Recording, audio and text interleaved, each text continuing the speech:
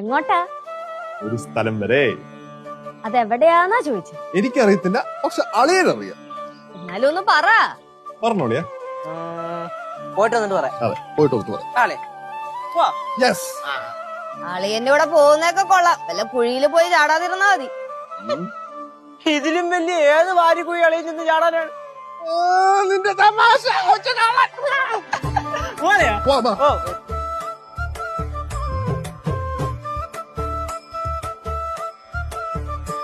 അളിയാ, അളിയാ ഞാൻ ഒരു കാര്യം പറയട്ടെ. അളിയൻ പറയലയാ.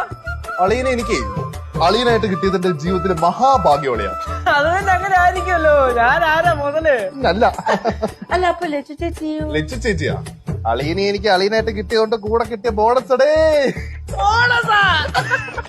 തൽക്കാലം മക്കൾ ഒരു കാര്യം ചെയ്യും. ഇത് പിടിച്ചേ.